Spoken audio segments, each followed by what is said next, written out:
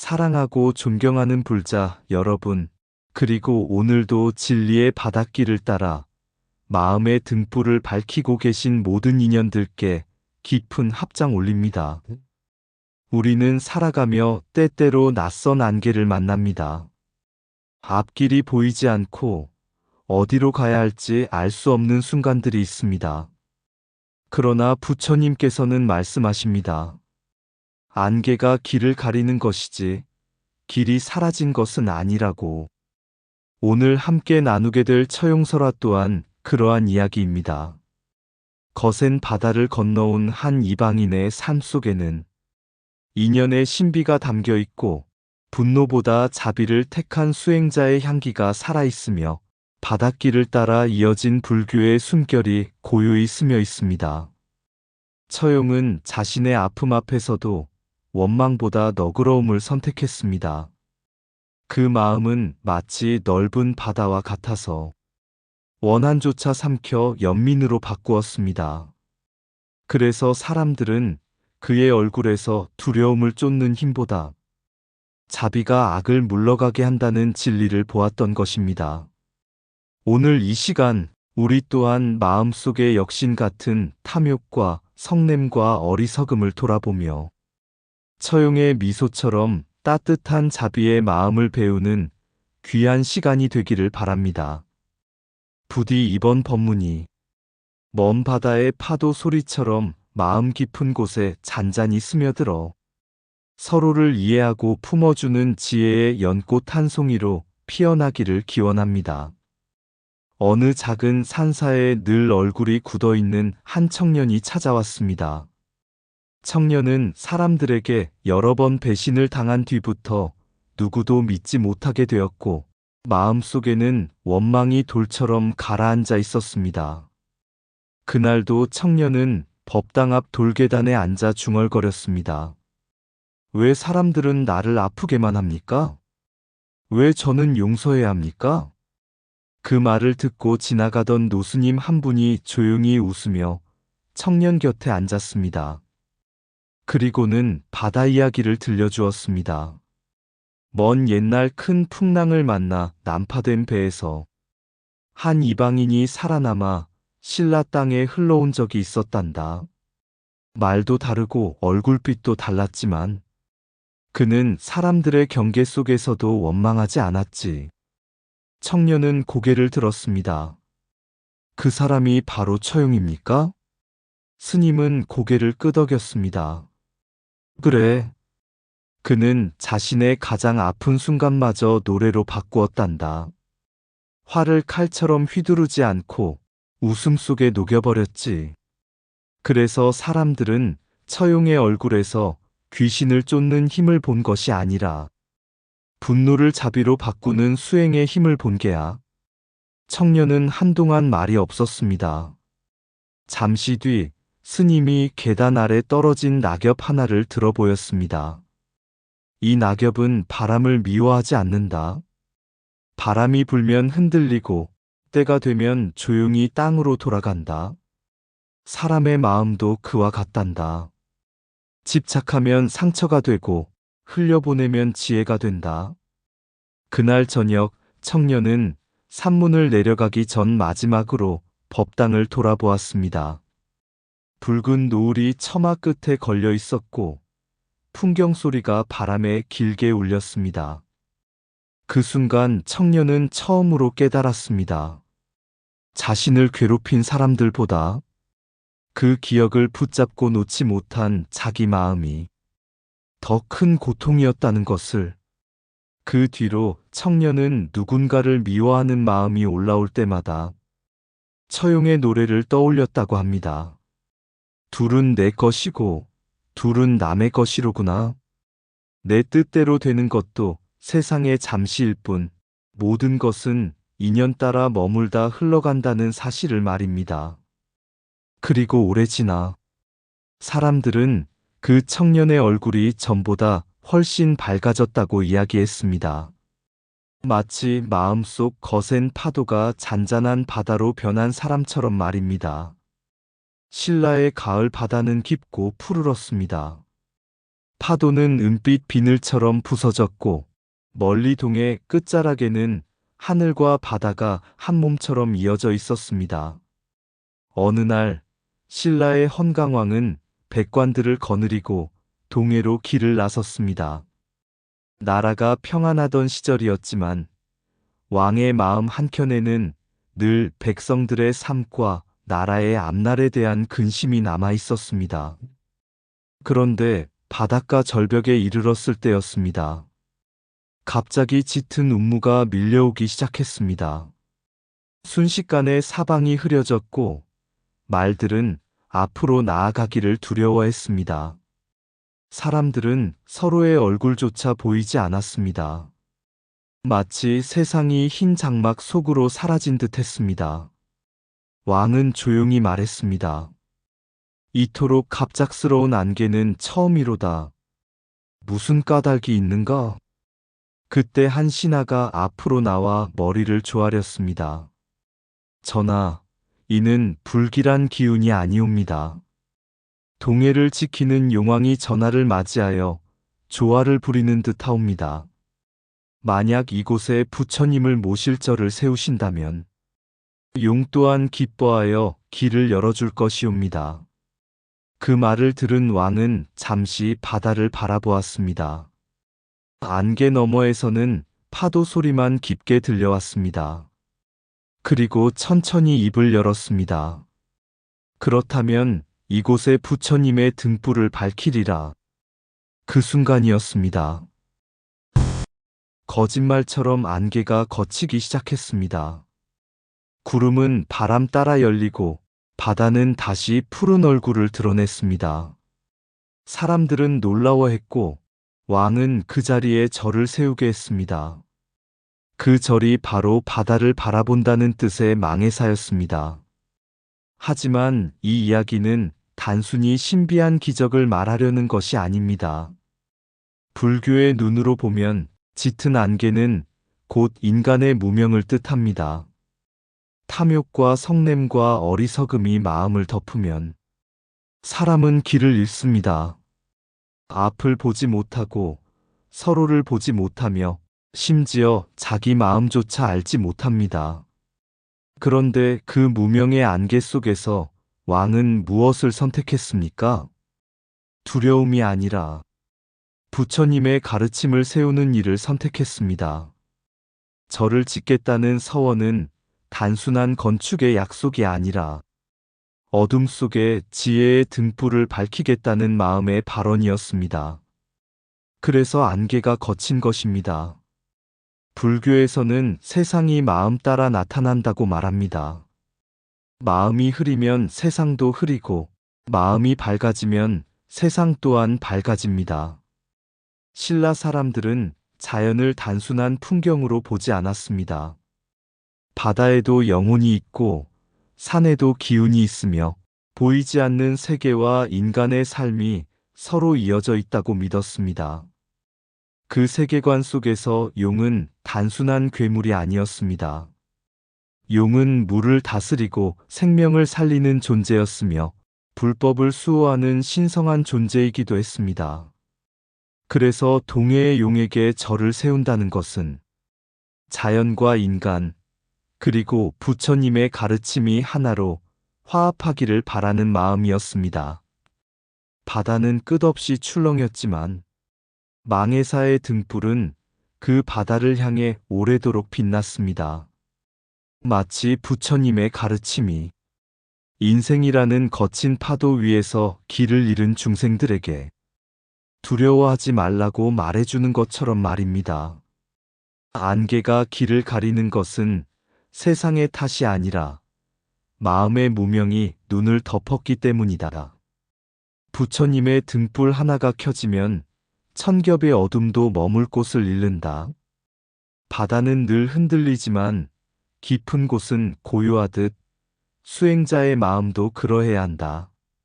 절은 산과 바다 위에 세워지기 전에 먼저 사람의 마음 속에 세워져야 한다. 용은 두려움의 상징이 아니라 자연과 생명을 지키는 인연의 숨결이다. 무명의 안개는 지혜로 걷히고 성냄의 파도는 자비로 잔잔해진다. 세상이 흐려 보일 때는 세상을 원망하기보다 마음의 창을 먼저 닦아야 한다. 바닷길을 따라 불법이 전해졌듯이 한 사람의 따뜻한 마음도 세상을 건너간다. 기적은 하늘에서 떨어지는 것이 아니라 바른 서원을 세운 마음에서 피어난다. 망해사의 종소리는 바다를 향했지만 그 울림은 결국 사람의 마음을 깨우고 있었다. 보이지 않는다고 존재하지 않는 것이 아니며 인연 또한 바람처럼 눈에 보이지 않는다. 탐욕은 마음의 안개를 만들고 자비는 그 안개 사이로 길을 연다. 부처님의 가르침은 폭풍을 없애는 것이 아니라 폭풍 속에서도 길을 잃지 않게 하는 등불이다. 자연을 공경하는 마음은 곧 모든 생명을 존중하는 수행의 시작이다. 한 사람의 선한 원력이 세상을 밝히면 그 빛은 천년 뒤에도 전설로 남는다. 이 처용은 누구였는가? 난파선 속 살아남은 이방인. 처용을 인도 상인으로 보는 이유. 신라와 인도, 남방 해상 교류의 가능성. 바닷길을 따라 전해진 문화와 불교. 동해의 안개가 걷히고 난 뒤 헌강왕의 일행은 바닷가 모래사장에서 참혹한 광경을 마주하게 됩니다. 거센 풍랑에 부서진 배의 잔해들, 그리고 파도에 밀려온 수많은 시신들. 바다는 때로 생명을 품지만 또 때로는 모든 것을 삼켜버리는 거대한 무상의 얼굴이기도 했습니다. 사람들이 시신들을 살피던 중 기적처럼 아직 숨이 붙어있는 한 사내가 발견되었습니다. 그는 신라인과 전혀 다른 모습이었습니다. 피부빛도 짙었고 눈과 코의 생김새도 달랐으며 입고 있던 옷차림 또한 낯설었습니다. 말은 통하지 않았고 그의 두 눈에는 먼 바다를 잃어버린 사람만이 가진 깊은 슬픔이 어려 있었습니다. 사람들은 그를 보며 수군거렸습니다. 혹시 동해 용왕의 아들이 아닐까? 당시 사람들에게 바다는 단순한 물길이 아니었습니다. 그곳은 인간 세계와 보이지 않는 세계가 만나는 경계였고 미지의 존재들이 살아가는 신비로운 공간이었습니다. 그래서 난파선 속에서 살아남은 이 이방인은 그들에게 너무나 신비로운 존재였던 것입니다. 왕은 그를 불쌍히 여겨 궁으로 데려왔고 그에게 처용이라는 이름을 붙여주었습니다. 그런데 시간이 흐를수록 사람들은 깨닫게 되었습니다. 처용은 단순한 이방인이 아니었습니다. 그는 계산에 밝았고 낯선 환경 속에서도 살아남는 지혜가 있었으며 여러 물건과 문화에 대한 이해도 남달랐습니다. 그래서 많은 이들은 생각합니다. 처용은 어쩌면 인도나 남방 지역에서 온 상인이었을 것이라고. 그 시절 인도의 상인들은 향료와 보석, 비단과 유리 공예품을 싣고 바닷길을 따라 중국 남부와 동남아를 오갔습니다. 그리고 그 해류는 다시 한반도 남해와 서해까지 이어질 수 있었습니다. 실제로 바다는 생각보다 훨씬 넓은 길이었습니다. 오늘날처럼 지도와 나침반이 없던 시대에도 사람들은 별과 바람, 해류를 따라 서로 다른 문명을 이어갔습니다. 불교 또한 그러했습니다. 부처님의 가르침은 말발굽만 따라온 것이 아니라 파도 위를 건너왔습니다. 인도의 승려들과 상인들은 단순히 물건만 싣고 온 것이 아니었습니다. 그들은 불상과 경전, 향냄새와 음악, 그리고 자비와 인연의 사상을 함께 실어왔습니다. 그래서 처용설화는 단순한 전설이 아닙니다. 그 속에는 신라가 이미 바다를 통해 세계와 만나고 있었다는 흔적이 담겨 있습니다. 불교에서는 모든 존재가 서로 연결되어 있다고 말합니다. 이를 연기라고 합니다. 마찬가지로 서로 다른 나라와 언어, 피부빛과 문화도 인연이라는 바닷길 위에서는 결국 하나의 만남으로 이어집니다. 처용은 아마 낯설고 두려운 존재였을 것입니다. 그러나 신라는 그를 받아들였고 그 만남은 결국 1000년 뒤까지 이어지는 문화가 되었습니다. 생각해보면 불교의 역사 또한 그렇습니다. 부처님께서 인도에서 피운 한 송이 연꽃은 수많은 바다와 산맥을 건너 마침내 신라의 땅에서도 피어났습니다. 그러니 처용설화는 우리에게 이렇게 말하고 있는지도 모릅니다. 낯선 사람을 두려워하지 말라. 그 인연 속에 새로운 세계와 깨달음이 숨어 있을 수 있다. 파도는 끊임없이 밀려왔다 사라졌지만 그 바닷길 위를 건너온 인연들은 오늘까지도 우리의 문화와 신앙 속에서 조용히 숨쉬고 있습니다. 바다는 나라를 나누었지만 인연은 끝내 사람을 만나게 한다. 낯선 이방인을 품는 마음에서 문명은 시작되고 자비를 품는 마음에서 불국토가 열린다. 처용은 바다를 건너왔지만 진정 건너온 것은 자비와 문화의 순결이었다.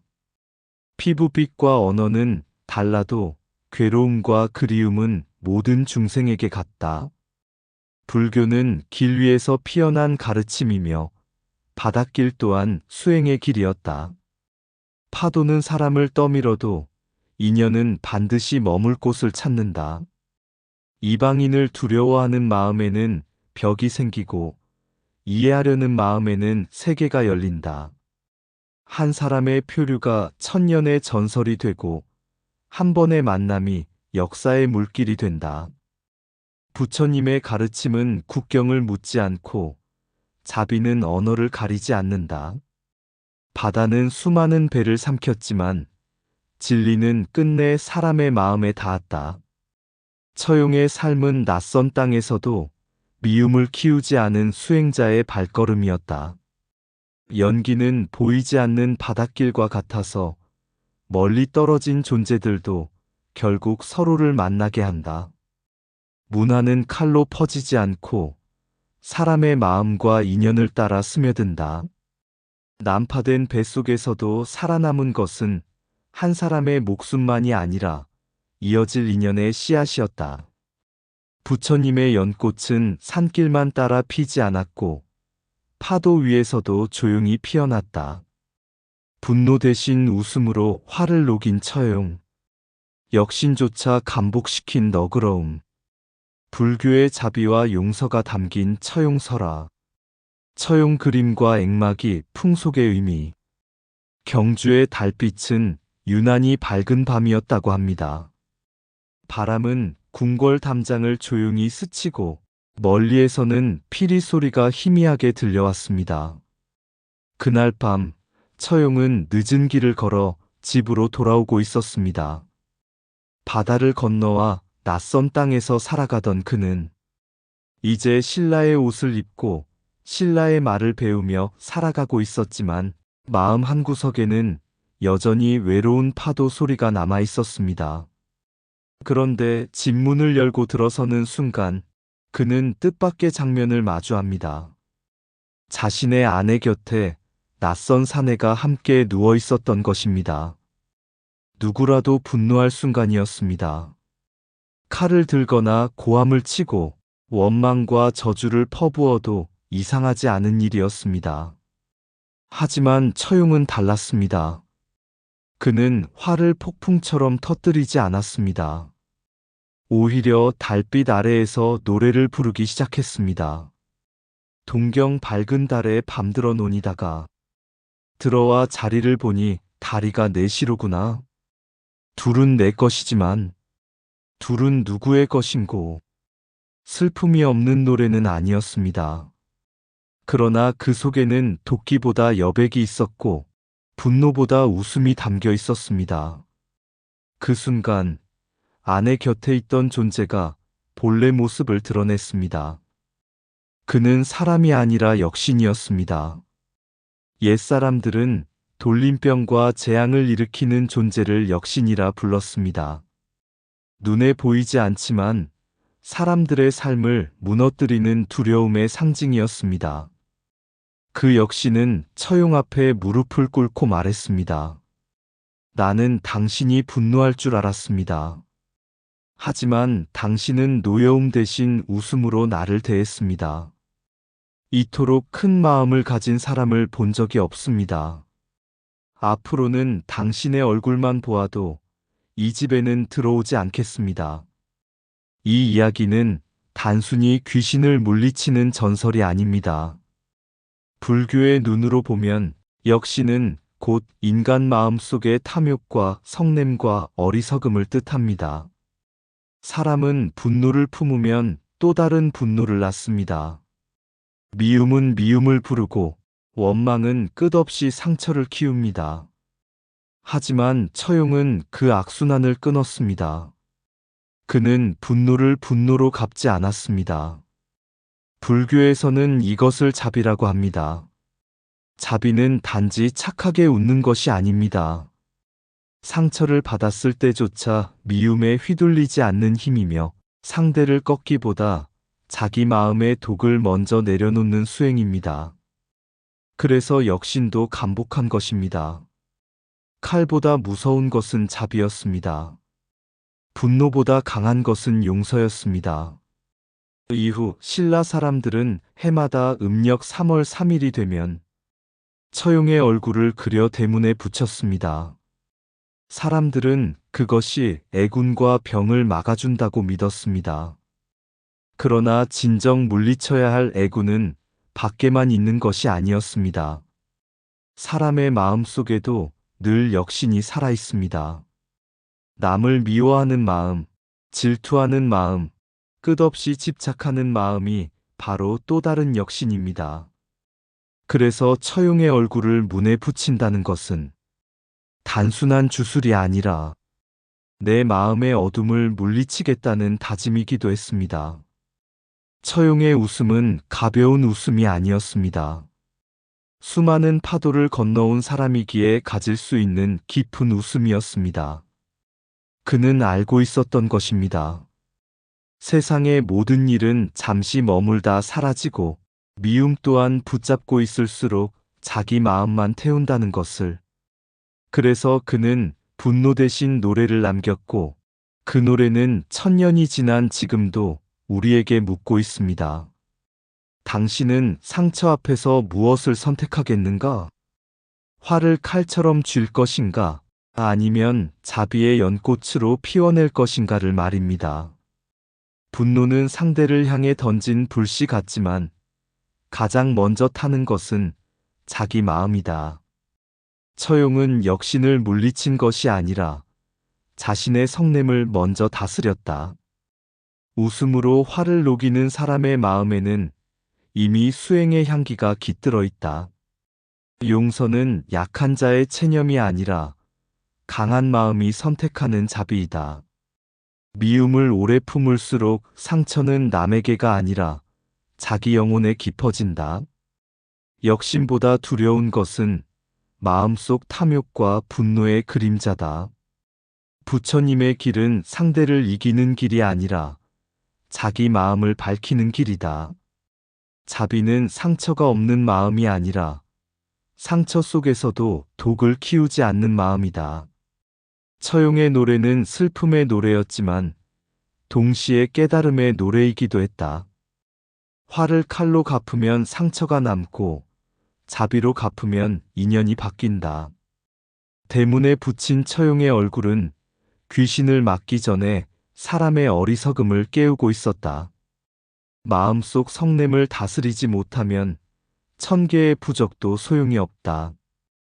웃음 하나가 원한의 사슬을 끊고 너그러움 하나가 세상의 어둠을 밝힌다. 모든 애군의 시작은 밖이 아니라 마음의 흐려짐에서 비롯된다. 처용의 자비는 1000년을 건너 오늘 우리 마음에도 조용히 문을 두드리고 있다. 옛사람들은 말했습니다. 큰 강은 모든 물을 거절하지 않기에 바다가 된다고. 처용의 이야기도 그러합니다. 먼 나라에서 왔는지, 어떤 이름으로 불렸는지, 정확한 진실은 세월의 안개 속에 남아 있습니다. 그러나 분명한 것은 하나입니다. 거센 풍랑 속에서도 살아남아 낯선 땅에서 미움을 품지 않았던 한 사람이 있었다는 것, 그리고 그 사람의 마음이 천년의 세월을 건너 오늘까지 전해지고 있다는 사실입니다. 동해의 안개 속에서 세워진 망해사는 무명의 어둠 속에서도 지혜의 등불을 밝히려 했던 신라인들의 마음이었습니다. 난파선에서 살아남은 처용은 국경과 언어를 넘어 서로 이어지는 인연의 상징이었습니다. 그리고 자신의 가장 큰 상처 앞에서도 분노 대신 노래를 남긴 처용의 모습은 불교가 말하는 자비와 용서의 수행이 무엇인지를 보여주는 살아있는 가르침이었습니다. 세상을 살아가다 보면 우리 또한 수많은 역신을 만납니다. 때로는 사람의 모습으로 다가오고, 때로는 탐욕과 분노, 불안과 집착의 모습으로 우리 마음에 스며듭니다. 그러나 부처님께서는 말씀하십니다. 미움은 미움으로 사라지지 않고 오직 자비로서 사라진다. 처용은 바로 그 진리를 몸으로 보여준 사람이었습니다. 그의 웃음은 세상을 가볍게 여긴 웃음이 아니라 삶의 괴로움을 깊이 통과한 사람만이 지을 수 있는 미소였습니다. 파도는 끊임없이 밀려오고 사라지지만 바다는 끝내 하늘을 품습니다. 마찬가지로 수행자의 마음도 괴로움과 상처를 품어 끝내 자비로 바꾸어야 합니다. 오늘 이 법문을 듣는 우리 모두가 마음속 대문에 처용의 얼굴 하나를 걸어두면 좋겠습니다. 화를 다스리는 웃음, 남을 품는 너그러움, 그리고 인연을 소중히 여기는 자비의 마음을 말입니다. 그리하여 어떤 역경이 찾아오더라도 미움에 흔들리지 않고 부처님의 지혜와 연민으로 세상을 바라보는 맑은 수행자의 길을 걸어가시기를 두 손 모아 기원합니다. 바다를 건너온 연꽃, 동해의 안개가 피어오르던 날, 사람들은 길을 잃고 말들은 걸음을 멈추었다. 보이지 않는다는 것은 세상이 사라진 것이 아니라 마음이 흐려진 것임을 그때는 아무도 알지 못했다. 왕은 바다를 향해 부처님의 등불 하나 세우겠노라 서원했고, 구름은 조용히 문을 열었다. 망해사의 종소리, 파도 위로 번져가고, 먼 하늘 끝 갈매기 한 마리, 흰 경전처럼 날아갔다. 그리고 바다는 부서진 배 하나를 밀어 올렸다. 낯선 얼굴의 사내, 검게 그을린 피부와 깊은 눈동자 속에는 머나먼 나라의 석양이 잠들어 있었다. 사람들은 그를 용의 아들이라 불렀으나 그는 다만 풍랑 속에서도 살아남은 외로운 중생 하나였을 뿐. 처용이라 불린 그 사람은 낯선 땅의 달빛 아래서도 미움을 배우지 않았다. 어느 밤 자신의 상처를 마주하고도 칼 대신 노래를 꺼내들었다. 둘은 내 것이요. 둘은 누구의 것인고. 달빛은 조용히 마당에 흐르고 역신조차 고개를 숙였다. 분노는 불꽃이었으나 처용의 마음은 바다였기에 그 불길조차 품어버렸다. 그리하여 사람들은 알게 되었다. 귀신을 물리치는 것은 날카로운 칼이 아니라 자비의 미소라는 것을. 천년이 흐른 지금도 바람은 대문 앞을 스치고 처용의 얼굴은 여전히 우리 마음의 문을 두드린다. 미워하지 말아라. 모든 것은 인연 따라오고 가는 물결이니 오늘도 부처님의 연꽃 하나 파도 위에 조용히 피어난다. 의상 맑고 향기로운 지혜의 샘이었습니다. 오늘도 좋은 날 되세요. 구독과 좋아요는 맑고 향기로운 지혜의 샘에게 큰 힘이 됩니다.